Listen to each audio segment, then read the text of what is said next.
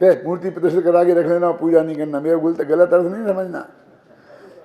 कि तुम्हें यहाँ दिगंबरत्व को जिंदा रखना है कि नहीं रखना है? बाहुबली की मूर्तियां नंगी हर जगह, घर घर में फोटो लगा दो, लगे तो $1,00,000 की बोली बोल के भी मंदिर में लगा सकते हो तो लगवा दो। क्या विकल्प तो खड़ा रहने दो। सारा जगत कुछ भी बोलता हो, अकेले भी आप हो, तो वो चीज को जड़ मूल से खत्म मत होने दो।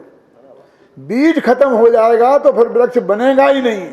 चाहे छोटा सा वृक्ष एक कोने में लगा रहे, लेकिन वो आग जलती रहना चाहिए, दीपक जलता रहना चाहिए। दीपक से दीपक जलाया जा सकता है, दीपक बुझा तो काम खत्म, फिर वो नया तीर्थंकर पैदा होगा तब जलेगा दीपक।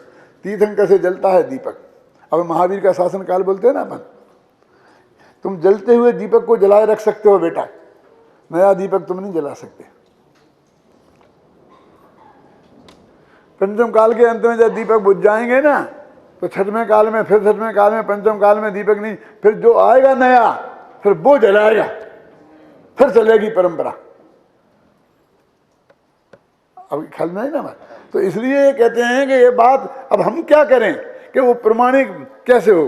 तो वो अब असली बात आती है कि एक तरफ तो तुम ये कहते हो, कहाँ है वो पदम पदम, सुनो यार, यहाँ से इधर आ गए, पास में उधर से इधर आ गए, कि पर को जानना नहीं, और दूसरी तरफ कहते हो कि ये पहचानोगे ये ज्ञानी है अज्ञानी। वो पर में पहचानना कि अपने में। और सबसे बड़ी गजब बात यह है कि जो ये कहते हैं कि पर को आत्मा जानता नहीं है, वे ये कहते हैं कि तुम ज्ञानी और अज्ञानी को पहचानो। हम ज्ञानी हैं और इसका विरोध करने वाले सब अज्ञानी हैं। क्यों? जानने वहां जाते। अब समझ में आई ना? उनको ये चिंता है कि हमें ज्ञानी ना माना जाए, ऐसा ना हो जाए, और किसी दूसरे को ज्ञानी मान लिया जाए, ऐसा ना हो जाए। और यह कहते पर को जानता ही नहीं। अरे भैया, पर को जब जानता ही नहीं है तो ये समस्या ही खत्म कहाँ खड़ी होती है। अब मैं कहता हूं पर को नहीं जानने की बात सुनो, कि भैया तुम्हें ये सम्यक दृष्टि है कि मिथ्या दृष्टि है, इसे जानने की जरूरत क्या है एक आदमी के लिए? क्यों आपको ये जानने की जरूरत है कि किसके घर में कितने लोग उठे? और आपको कोई बताता है, और नहीं बताने तो आप दुनिया में जिंदा नहीं हो। और मोटा मोटा तो आप जान ही लेते हो, कारें घूम रही हैं तो करोड़पति होगा नहीं होगा, गरीब अमीर, मोटा मोटा तो जान ही लेते हो, और पूरा पक्का तो नहीं जानते ना। क्यों? करोड़ों का कर्जदार होकर के भी मोटर कारों में घूम सकता है, और हम जैसे लोग भी घूम सकते हैं दूसरों की मोटर कार में। क्यों जाने कि हमारी है कि नहीं है? क्यों? तुझे करना क्या है? लाखों कि एक किसकी तिजोरी में कितने नोट हैं, एक करना क्या है? कैसा रोजीना अखबार में आता है कि अंबानी सबसे ज़्यादा हो गया है, विश्व का श्रेष्ठ, फिर दूसरे दिन मिट जाता है, तीसरे दिन हो जाता है, चौथे दिन। ये क्या ख्याल है? रोजीना उसके घर के जाके नोट गिनते रहते हैं लोग। क्या गिनते रहते हैं? जो शेयर वेयर है ना उसके, उसका भाव बढ़ता है ना, वो कितने शेयर उसके पास हैं, वो सब 51% अपने पास रखे, 49% बेचे, तो फटाफट भाव से लगा करके दुनिया वाले बताते रहते हैं। दिन में 6 दफे वो अरबपति होता है, करोड़पति रह जाता है, फिर सबसे बड़ा सबसे छोटा दिन में 6 दफे होता रहता है। क्या है कि तुम्हें दूसरे के ज्ञानी की जरूरत क्या है? अब साहब देखना लब्धि तो वही होती है, ज्ञानी अज्ञानी की पहचान तो होनी चाहिए। फिर तो आप ये कहने लगे, तो उतनी पहचान के लायक तो जिन वाणी के अनुसार उसकी वाणी है कि नहीं है, इससे हो जाएगी, जिससे आप समझेंगे ना। हाँ कितने? हाँ ये तो बता रहे पाबंदी कि शेर ने तो नक्की कर लिया होगा मुनि सच्चे हैं, वो बराबर उन्हें 28 मुंडों पे भी गिना होगा, और उसकी सब वाणी भी से भी गिना होगा। कहाँ है? तुम्हें कहाँ जरूरत है? मेरे मतलब कहने का अर्थ है कि मोटे मोटा तो होता ही है कि भगवान सर्वज्ञ की जो वाणी हमारे यहाँ प्रचलित है, जैसे नग्न दिगंबर ही मुनि होते हैं, तो अब नग्न नहीं दिगंबर नहीं है, उसे तो आप इतने मोटा तो आप जान सकते हो ना। तो जितना मोटा आप जान सकते हो उतने से ही आपका काम चल सकता है, क्योंकि उसे जनवाणी से भी तुम मिलान करते रहना, नहीं तो गली गली में ठगाए जाओगे। इसलिए आगम का सेवन सबसे पहले नंबर दिया, फिर युक्ति का अवलंबन। तो युक्ति का अवलंबन मतलब अकेले आगम पढ़ के ही मत मान लेना, और फिर परंपरा गुरु का उपदेश, माना महावीर से लेके आज तक जो गुरु परंपरा चली आई उनकी, जो जिसने बीच में चलाई हो उसकी नहीं। तो जब मान लो सीता मैंने बीच में चलाई, अब उदाहरण के लिए कहता हूं, वे तो कहते हैं हमारी असली है तुम्हारी नकली है, हम निपटन तो जैसे कहे कौन निपटाएगा उसको, ख्याल में आई ना। तो वो ये बात जितनी जानना जरूरी है उतनी जानी जा सकती है, लेकिन वो वाणी से।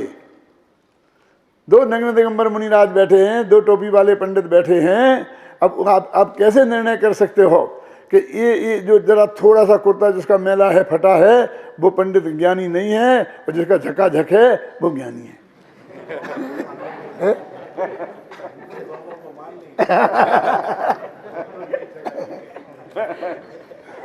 क्या करोगे? मतलब इस बाहर से नाप कैसे करोगे? तो वो बोलेगा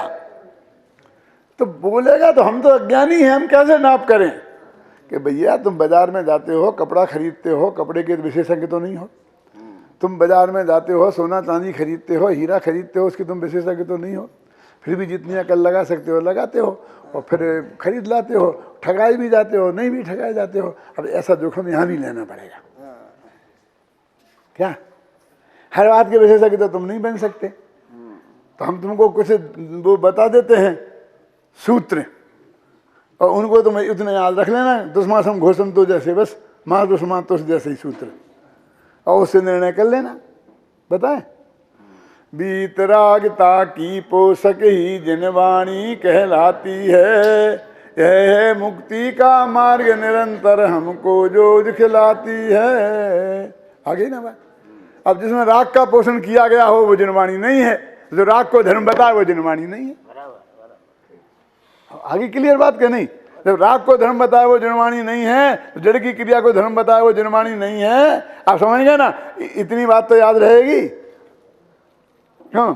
ये तो पूजा की पंक्ति है, 56 सन 56 में लिखी थी मैंने, और सब बोलते भी हैं लगभग, इन्हें याद भी है। अब इतने से काम चला सकते हो? आपका काम चल सकता है?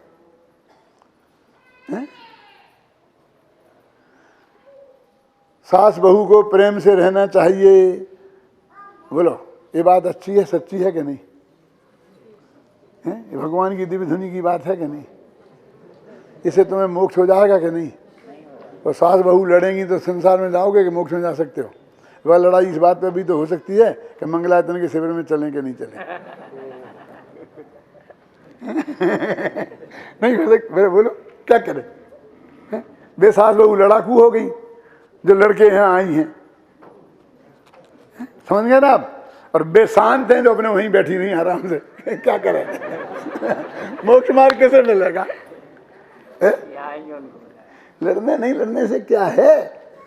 भगवान समोसा में बैठ करके ये समझाते होंगे कि सास बहू को लड़ना नहीं चाहिए, पति पत्नी को नहीं लड़ना चाहिए, आजकल तलाक बहुत होने लगे हैं, ये समझाएगा? प्रेम से रहना चाहिए। अरे इसमें तो भगवान की कहाँ जरूरत है, मुनिराज की कहाँ जरूरत है, पंडित की भी कहाँ जरूरत है? सुबह लड़ने वाले पति पत्नी शाम होते होते सब समझौता हो जाता है, और वो समझौता कोई सर्वज्ञ नहीं कराता है, वीतरागता नहीं कराती है, राग भाव कराता है, विषय कसाय का।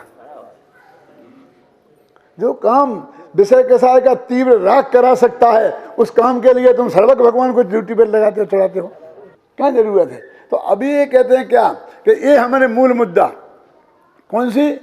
वीतरागता की पोषक ही जिनवाणी कहलाती है, यह है मुक्ति का मार्ग निरंतर हमको जो दिखलाती है।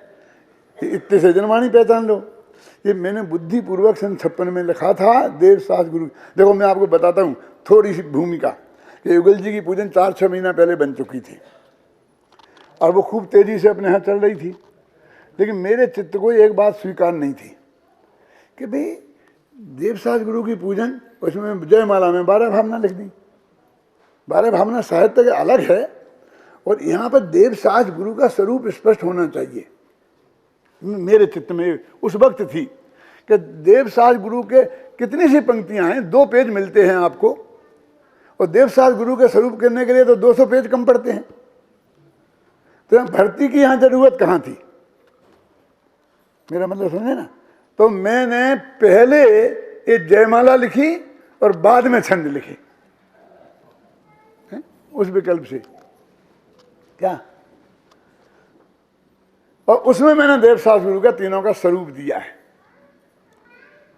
उस वाणी के अंतरतम को जिन गुरुओं ने पहचाना है, उन गुरुवरियों के चरणों पर मस्तक बस हमें झुकाना है। ये नहीं कहा जो नंगे आ गए हों कक्षु कमंडल वाले तुमको लाखों प्रणाम। क्यों? वो वाणी जो है कौन सी? सप्त भंगमय साध वाद नय, सब ऊपर लिखा के नहीं लिखा, आपने पढ़ी होगी पूरी। ऐसी जो जिनवाणी के स्वरूप को जो समझाते हैं, उसके मर्म को जानते हैं, उसके अनुसार जिनका जीवन है वे हमारे मुनिराज, इतने से तुम्हारा काम हो जाएगा। अब देव तो रह गया, क्यों? अरे देव का तो सबसे पहले कहा। देव की दो ही बातें हैं ना, कौन कौन सी? वीतरागता और सर्वज्ञता। क्या कहा? शुरू की पंक्ति बोलो जरा, याद नहीं आ रही हैं।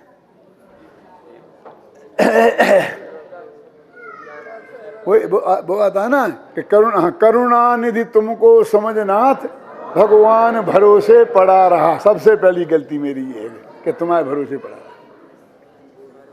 क्या भगवान भरोसे पड़ा रहना है, अपने आप फ्रेज भी है हिंदी में, कि तुमको दया का सागर समझा। सबसे नंबर 1 की गलती कि तुम दयावान नहीं हो और दया का सागर समझा। बोलो, ये प्रवचन सार की कौन सी गाथा? ये सन 56 में मैंने वो पूजा में लिखी। करुणा निधि तुमको समझनाथ, भगवान भरोसे पड़ा रहा, और भरपूर सुखी कर दोगे तुम ऐ सोचे सन्मुख खड़ा रहा। ये गलती है, पर आज समझ में आया है कि और राग भाव में धर्म मानना कितना पर्याप्त है। उस जयमाला में मैंने देवसास गुरु के स्वरूप को स्पष्ट करने की कोशिश की, और ना समझ से ना समझ लोगों के लिए वो सूत्र देने की कोशिश की कि तुम इतना भी जान लो और इसके हिसाब से अपने गुरुओं को नाप लेना, खत्म कर लेना। कि बैलगाड़ी में सामान लेके महाराज चल सकते हैं कि नहीं चल सकते हैं? क्या आप तुम समझ लो कि वो वीतरागता का पोषक है कि नहीं है? क्यों? वो चल सकते हैं कि नहीं चल सकते हैं, किसी से क्या पूछना। जिसकी वाणी में वीतरागता का पोषण हो वे ही सच्चे गुरु हैं। जो राग का पोषण करें वे सच्चे गुरु नहीं हैं, समझ लेना। बहुत अच्छा किया, बहुत अच्छा मंदिर बनाया, और बनाना, ऐसा करना, मेरा आशीर्वाद है। ये राग की पोषक है कि वीतरागता की? घबराना नहीं, बिल्कुल। मैं आपसे कहता हूं कि हमने नहीं कराया, ये तो इन लोगों ने किया है। पहले लेते थे महाराज की कृपा से ये सब हो गया। फिर जब हमने ये भाषण देना शुरू किया कि महाराज की इसे कर्ता हो ही नहीं सकते हैं, तो कहते महाराज ने किया थोड़ी है, कराया है। मैंने कहा किया तो सेठ जी ने भी नहीं है, कराया है नौकरों से।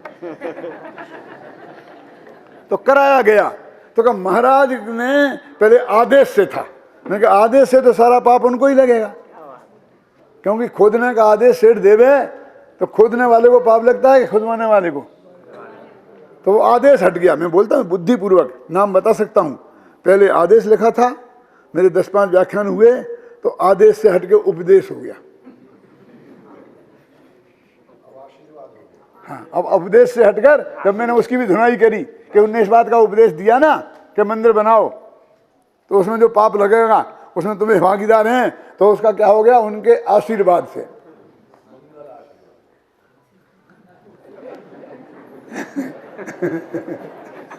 समझ रहे ना? अब आशीर्वाद से भी, तब मैं उसे आशीर्वाद की धुनाई शुरू कर दी मैंने।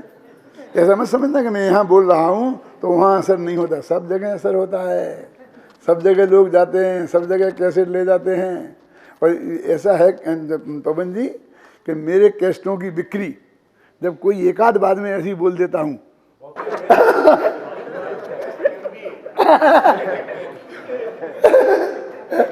मैंने कहा आज मामला गर्म हो जाएगा। सब पहुंचती है। तो मैं ये कह रहा हूं आपसे कि हमको ये जानना है कि जो हमें देशनालब्धि मिलनी है उसमें कहीं चूक ना हो जाए, बस इसके लिए हमें ये जानना है कि ये ज्ञानी है कि नहीं ज्ञानी है, बस खत्म। और तो हमारा कोई प्रयोजन नहीं है, वो चाहे जो कुछ हो। और सर्टिफिकेट देते रहने से कोई फायदा नहीं है, है ना। ये इसी से संदर्भित में एक घटना है जो मैं आपको बताता हूं, कि नाम लेके बताता हूं। सुनो पवन जी, शशि भाई जयपुर में आए थे जब हीरालाल जी का हाथ कटा था, और हमारे यहाँ 1-1.5 महीना रहे थे। 1-1.5 महीना रहे थे तो उनको जो भी चित्त में विकल्प खड़ा हो, तो उन्होंने हमसे पूछा कि आप गुरुदेव को सम्यक दृष्टि मानते हैं कि नहीं। मैंने कहा इसमें कोई शक की बात है, ऐसा क्यों पूछ रहे आप? मैं जानता हूँ ये कैसेट बनेगा, दुनिया में घूमेगा, वो ज़्यादा बिकेंगे। सुनो कि आप ऐसा क्यों पूछ रहे हो? सुनो, हाँ सुनो, क्या बोले कि क्यों आप पूछते हो ऐसा?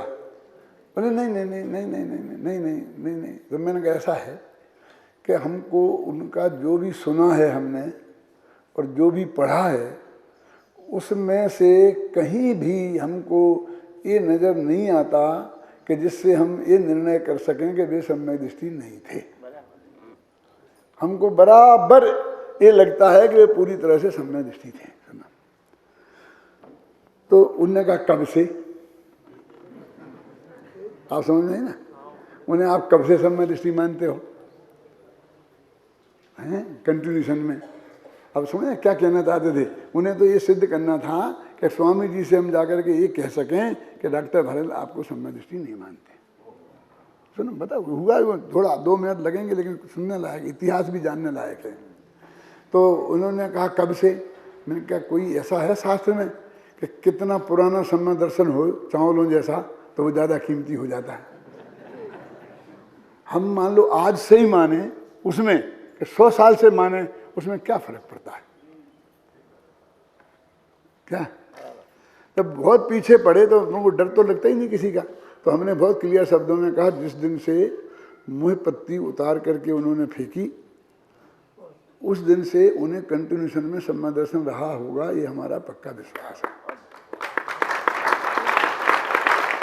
तो पहले जब उन्हें समय सार मिला, मोक्षमार्ग प्रकाशक मिला, उनके चित्त में अद्भुत क्रांति हुई, उस वक्त उत्पन्न हो सकता है।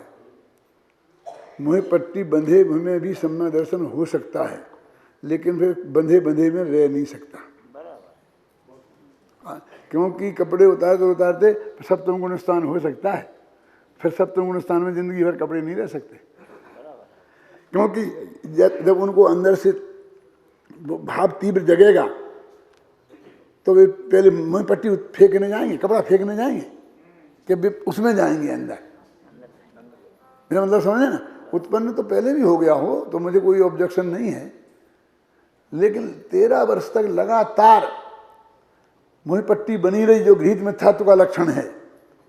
कि नहीं वो सोचते थे कि लोग विरोध करेंगे, ज़्यादा लोग मेरे साथ जाएं। मैंने कहा ये सारे विकल्प मिथ्यात्व के सूचक हैं।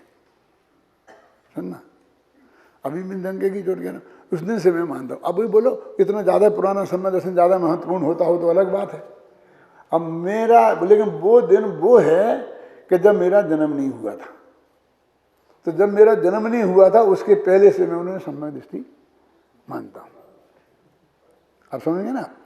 अब उनका मामला उन्होंने लेसा लगा गया हाथ से बाजी, कुछ मिला ही नहीं। तो उन्होंने कहा कि आपने अभी ये कहा कि जब से मेरे चित्त में कोई शंका नहीं है, ऐसा कोई कारण नहीं दिखाई देता है कि तब से उन्हें सम्यक दर्शन नहीं रहा होगा। तो बोले आपने ये नहीं कहा पक्का रहा, उस दिन से था ही, मैं रहा होगा की भाषा में बोल रहे हो। सुनो, मैंने कहा साहब है कि तो मैं केवल ज्ञानी जिस दिन हो जाऊंगा उस दिन बता सकता हूँ, मैं तो हो गई कह सकता हूँ, क्योंकि मैंने नाटक समय सार पढ़ा है कि जो उपसमी और क्षयोपसम सम्यक दृष्टि लोग हैं, सहायक तो होते नहीं पंचम काल में कोई, उनकी दशा तो लोहार की सन्नासी जैसी है। लोहार की संसी होती है ना, 1 मिनट में आगी में गोपता है वो लोहार, गर्म लोहा निकालने के लिए, और फिर वो गर्म हो जाता है पानी में डाल देता, फिर आगी में, फिर पानी में। ऐसे ही क्षयोपसम सम्यक दृष्टि जीव, उपसम सम्यक दृष्टि तो अंतर्मूर्त ही काल है, वो तो छूटना ही छूटना है। और सर्वप्रथम सम्यक दृष्टि का एक क्षण में मिथ्या दृष्टि हो जाता है, एक क्षण में सम्यक दृष्टि। ऐसे जीवन में असंख्य बार सम्यक दृष्टि मिथ्या दृष्टि हो सकता है। हाँ वो बताता हूँ, घबराना नहीं।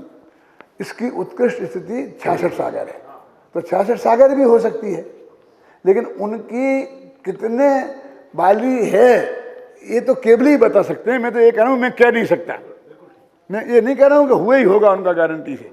ये मैंने उस दिन भी स्पष्ट किया था, सब मालूम है। अब समझ में आए ना? तो मैंने उनसे कहा कि भाई ये तो केवल ही भगवान जाने, लेकिन हमको कोई ऐसा कोई उनके जीवन की क्रिया, उनके प्रवचन का अंश, उनका जो भी है हमने देखा जाना है, उसमें हमको कोई ऐसी चीज दिखाई नहीं देती है कि जिसमें वो मिथ्या दृष्टि रहे। तो उन्होंने जाकर के सोनगढ़ में कह दिया गुरुदेव श्री से कि हाँ, ये कह दिए कि डॉक्टर भारल आपको सम्यक दृष्टि नहीं मानते। हाँ सुनो, मैं बोल रहा हूँ, मैं जानता हूँ ये बन रहा है, ये बन रहा है, कोई छिपी हुई बात तो है नहीं। अब वे भले ही नहीं हो, उनके भगत तो हैं ना, जो बिल्कुल कदम कदम के साक्षी थे। मेरे भी दोस्त थे कट्टर, उनके भी थे, हमें समझ गए ना। इसलिए फिर मैंने कहा कि क्या अभी जब सोनगढ़ में तो हो हल्ला मच जाता है ना, तो मच जाता है, तो अपने प्रेमी भी वहाँ थे, तो फटाफट खबर आई, ख्याल में आया ना, खबर आई कि हाँ ऐसा ऐसा चल रहा है तेजी से। तो गुरुदेव हमने क्या किया कि जतीश भाई को एक पत्र लिख करके भेजा गुरुदेव के पास कि मैं फला तारीख को आ रहा हूँ, कुछ ऐसी बात चल रही है, तो मैं आपको सब स्पष्ट करूँगा। तो गुरुदेव ने पढ़ गया, अच्छा एम छे, ठीक है, सब चुप रहो, कोई कुछ बात नहीं करेगा, पंडित जी आ रहे हैं 15 दिन बाद, तब सब बात करेंगे। हम गए, हम पहुँचे मेरा सेवा के, क्या पंडित जी बोलो क्या है? तो मैंने बताया कि हमने तो इस छंद का अर्थ बताया था और मैं गारंटी नहीं ले सकता हूँ, आप समझ रहे हैं ना आपकी में, और मैंने ये कहा था। कहा ठीक से, सब साफ हो गया 1 मिनट। ऐसे कई आक्रमण झेले हैं हमने गुरुदेव के सामने भी, कोई बाद में कोई नई बातें नहीं हो गई हैं क्या। तो ये सिद्धांत है। हमको ये कहाँ जरूरी है कि हम मुहपत्ति की अवस्था में उनको सम्यक दृष्टि घोषित करते फिरें। इसका मतलब है मुहपत्ति वालों को भी सम्यक दर्शन हो सकता है और रह सकता है, ऐसा अर्थ होता है उसका। फिर तो गीत में था तो कैसे रहेगा? टोडामल जी के 5वें अध्याय का हम क्या करेंगे?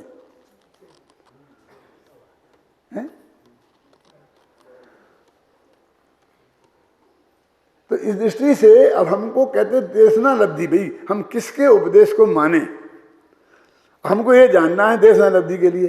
अब देशना लब्धि तो वही बोल दिया कि आंखें में फाड़ फाड़ के देखता है, क्यों? तो उसके लिए तो इतना ही जानना पर्याप्त है और उससे ही तेरा काम हो सकता है। उसकी इतनी जांच पड़ताल करने की कि कहाँ जरूरत है। मैं आपसे एक बात पूछता हूँ, बहुत सरल भाषा में कहता हूँ कि एक आदमी जाए कि प्रोफेसर साहब मैं आपसे एक बात जानना चाहता हूँ, मेरा एक बहुत बड़ा सवाल है जो आज तक कहीं हल नहीं हुआ है, आपको गणित आता है कि नहीं? किसी गणित का जो यूनिवर्सिटी का प्रोफेसर है ना, उसके पूछता है आपको गणित आता है कि नहीं? कि भाई क्या बात है, क्या बात है? इन्होंने मुझे एक गणित की बात पूछनी है, तो पहले पूछ तो लूँ कि आपको आता है कि नहीं आता है। कि बेटा तुम यहाँ आए काहे को, किसी के पास भी चले जाते। हमें आता है कि नहीं आता है इसके बारे में हमसे मत पूछो, और हम कह देंगे आता है तो तुम मान लोगे। किसी के पास जाके कहोगे तो वो कह देगा मुझे कुछ नहीं आता। कि पंडित जी आपको सम्यक दर्शन है कि नहीं है? क्यों? या हमसे क्यों पूछते हो? तुम पूछो ना, तुम्हें क्या पूछना है, जानना है तो वो गणित पूछो ना तुम, तो हम उसका उत्तर बता पाएंगे तो समझ लेना कि है कि नहीं, और नहीं है मान लें कि नहीं है। हम तुमसे सर्टिफिकेट कम मांग रहे हैं, क्यों? हमें की जरूरत नहीं है तुम्हारी। तुम्हें कुछ पूछना हो तो पूछो, कि ये पूछना हो तो ये चपरासी घंटी बजाओ, निकालो इसको बाहर। किसी डॉक्टर के पास जाना कि डॉक्टर साहब मेरी बहुत बहुत तकलीफ है, अब मैं आपसे ऑपरेशन कराना चाहता हूँ हार्ट का, लेकिन आपको हार्ट का ऑपरेशन करना आता है कि नहीं आता? कि तुम आए हमारे पास कैसे हो? कि हमने सुनी थी बहुत ऑपरेशन आपने बहुत अच्छे किए थे इसलिए आए थे, तो कन्फर्म तो कर लूँ। ऐसी मूर्खता लोक में कहीं नहीं चलती है धर्म के अलावा। क्योंकि ऐसे मूर्ख धर्म में ही होते हैं जो ऐसी बातें करते हैं। तुम निर्णय करो अपने आप, जो तुम्हें करना हो। हम सम्य दृष्टि हैं, मिथ्या दृष्टि हैं, जैसे भी हैं, बीच के हैं, अधूरे हैं, पीछे हैं, सर्वज्ञ हैं, ये तुम निर्णय करो। ये हमसे मत पूछो। हमसे तो कुछ तत्व की बात पूछना हो और तुम समझते हो कि हम पूछने वाले लायक हैं तो पूछो, अन्यथा हमारा समय खराब मत करो, यहाँ से पधारो। हमारा समय बहुत कीमती है हमारे लिए। तो ये जो बात चल रही है कि तुमको काय को निर्णय करना दूसरे का, किस क्यों निर्णय करना कि हमें ये निर्णय करना है कि तुम्हारा प्रश्न सुने कि नहीं सुने। तुम्हें ये निर्णय कर लो कि नहीं सुनना, तो हमारी तो जगह नहीं है बैठने की, हमें तो ब्रेंचें हटवाई हैं। बनो, कितने लोग हमारा सहयोग कर रहे हैं। ये बरसात, ये अब्बा हैं, नहीं तो तुम्हारा पंडाल टूट गया था, कहाँ बैठा थे हमें। कितने लोग सहयोग कर रहे हैं ना, क्योंकि हमारे तो जगह नहीं है बैठने को। ज्यादा भीड़ आ जाती तो हम क्या करते बोलिए, नहीं हमको तो लिमिटेड ही चाहिए। समोसण में छन्ने लगे थे कि नहीं लगे थे कि कोई अरुचि वाले विरोधी भाव वाले जीव वहां पहुंच ना जाए, समझे ना। तो हमारे प्रवचनों में भी छन्ने लगते हैं, समझ लो हम कौन हैं।